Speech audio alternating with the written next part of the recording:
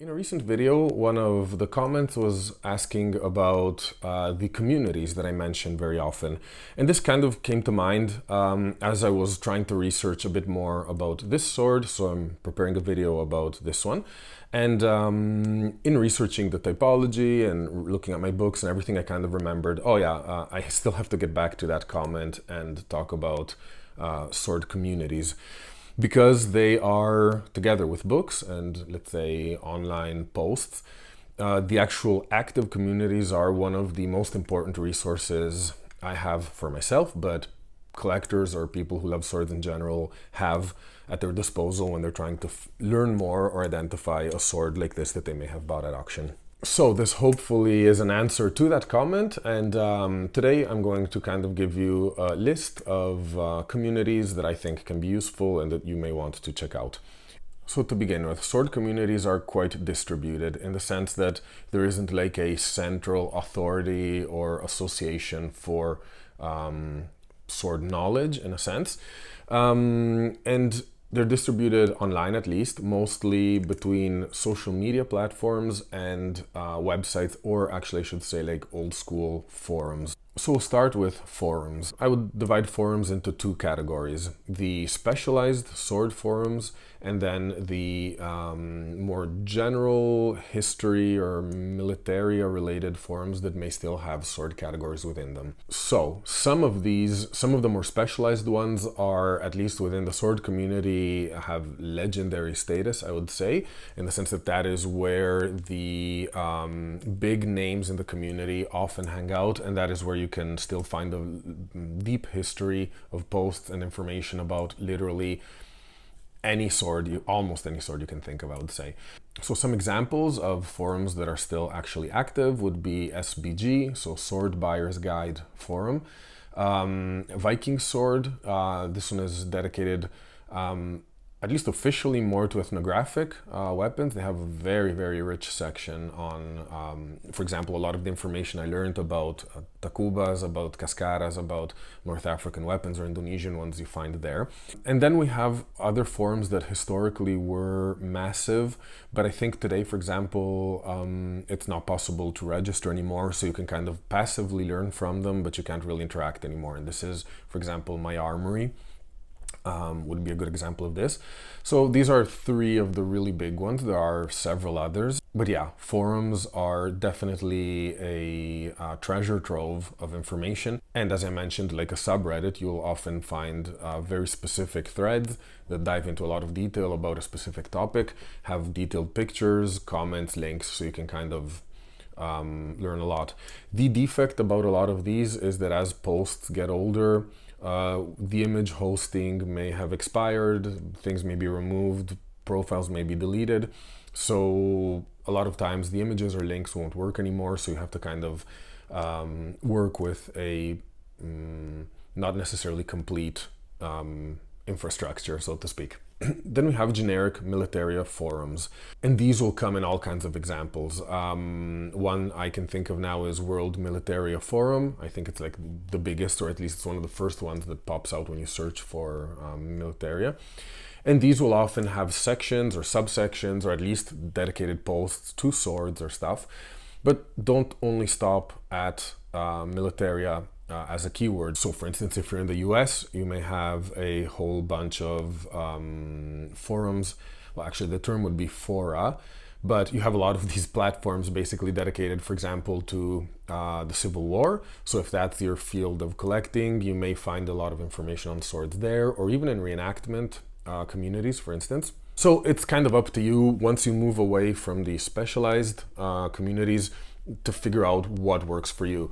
One thing I've found a lot of information about when you're looking for less antique markings, for example, on swords, is bayonet forums, Fora. And this is because bayonets often come in very precise models, and the markings can be the same as the ones you would find on swords that maybe are a little more messy in their classification. So that can be helpful. Again, as I mentioned, reenactors, communities, and so on and so forth. One other distinction, so far I've talked about a lot of global communities. So SBG or Viking Sword have people from all over the world participating. However, you obviously also have local communities as well.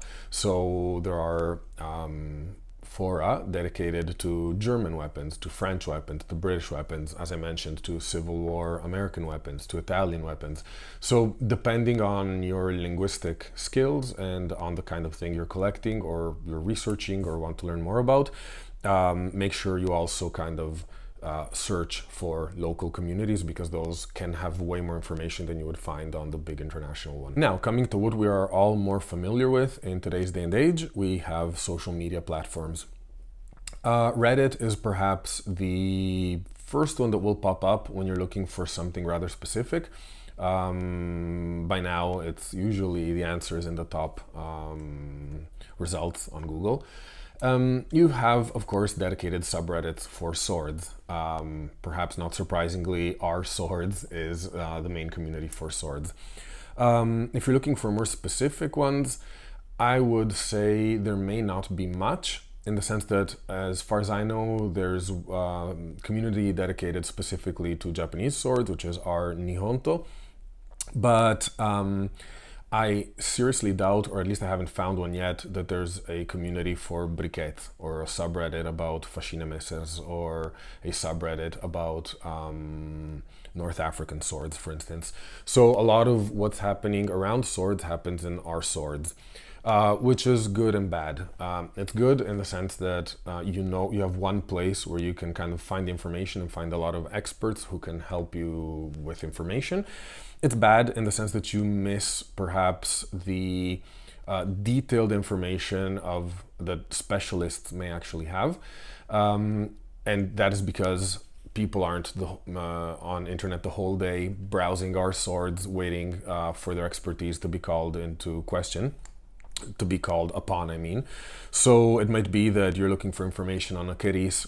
Whoever knows about that is busy or on holiday, doesn't read the post, and you never get an answer. Whereas if you had a keris community, you would probably get that answer really quickly. And speaking of specialized and detailed communities on social media platforms, this is where Facebook actually comes back from the dead, in a sense. I am definitely not a big user of Facebook, but for dedicated communities, it is a invaluable resource.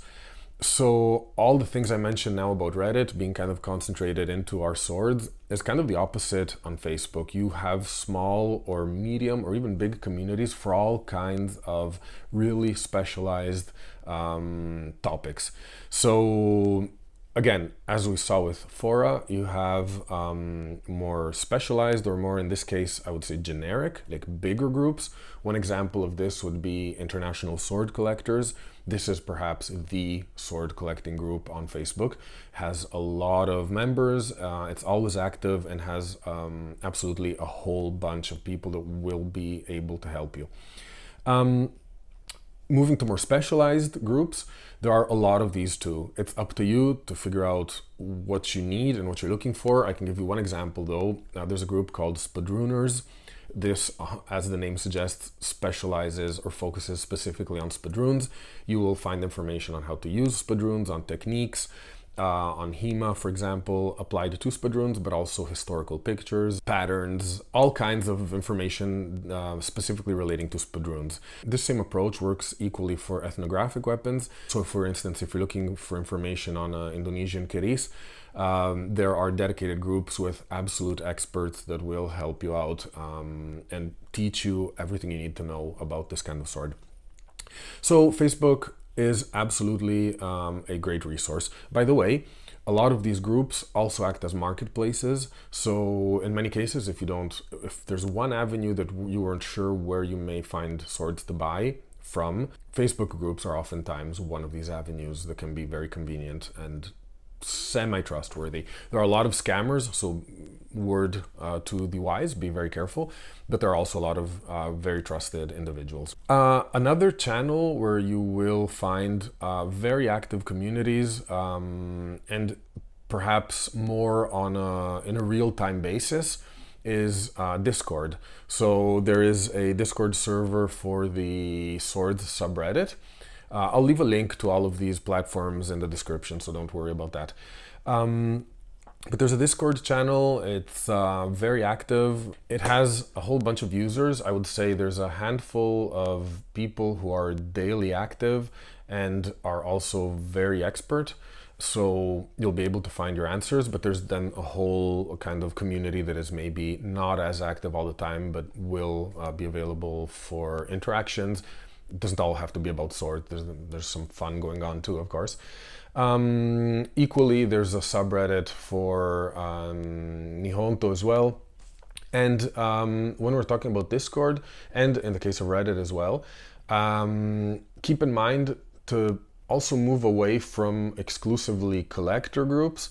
Make sure you also participate. For example, there are HEMA groups or reenactment groups. These can also have a lot of very, very useful information for the sword researcher. Other communities are YouTube channels. Some are really big, so don't expect to get perhaps an answer from the creator. Some, as mine, are way smaller, so I can actually afford to interact. So if you have any questions, feel free to ask, to post a comment on the channel, and whether or not it's the creator that replies, someone may have information for you. So treat YouTube as a community rather than just a passive channel where you watch a video. And another maybe more old school channel, but I would definitely suggest you use it if you cannot find the information in any other way. You can often contact the authors of books or publications or magazines, if they're alive, of course, which is not always the case for the books. But you'll often be able to get in touch with people who are contributing to research on swords. These may be PhD students or doctors, people doing research, curators in museums.